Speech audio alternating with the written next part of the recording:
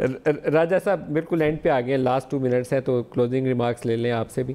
آپ اس کیس کا انجام کہاں ہوتے دیکھتے ہیں؟ کیونکہ مریم والی پیشی کے بعد ایک نیا فیز سٹارٹ ہونا ہے، یہ کیلیبری فونٹ اور یہ سارے پاناما ڈاکومنٹس، پھر ہم لوگ پروگرام کریں گے اور دکھائیں گے. کہاں اینڈ ہوتا دیکھتے ہیں اس کا؟ دیکھیے، مجھے خاصا تعجب ہوگا اگر یہ بات آگے چلی 19 جولائی کے بعد.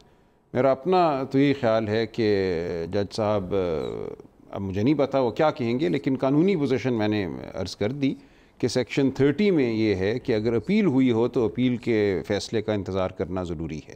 تو ہائی کورٹ کے فیصلے کا آپ کہتے ہیں کہ اور اس کے بعد اگر سپریم کورٹ میں اپیل ہو گئی تو پھر اس کا انتظار کرنا ضروری ہوگا. اور یہ معاملہ جو تھا کہ یہ دستاویز جو تھی ٹرسٹ ڈیڈ، اس کا استعمال ہوا اور اس سے ابیٹمنٹ کی گئی یا اس کے نتیجے میں جو تفتیش تھی اس میں رخنا ڈالا گیا یا صحیح جواب نہیں دیا گیا، اس پر سزا آلریڈی دے بھی چکے ہیں. اگر آپ مین فیصلے کو دیکھیں تو ایک اور اصول بھی یہاں آتا ہے کہ ایک ہی عمل کے حوالے سے کیا 2 سزائیں بھی دی جا سکتی ہیں.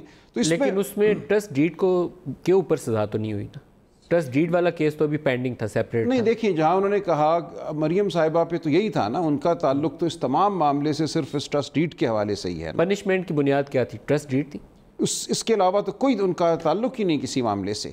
واحد جو لنک ہے وہ ٹرسٹ ڈیڈ ہی ہے. اسی کے حوالے سے کہا گیا کہ اس ٹرسٹ ڈیڈ کو ابیٹمنٹ سمجھا جائے گا. اسی کے حوالے سے کہا گیا کہ یہ ٹرسٹ ڈیڈ چونکہ دوران تفتیش پیش کی گئی اس لیے یہ تفتیش میں رخنا ڈالنے کے مترادف ہے، چونکہ یہ درست نہیں ہے. تو یہ تمام معاملہ جو ہے ایک طرح سے جو فیصلہ ہو چکا ہے اس کا حصہ ہے.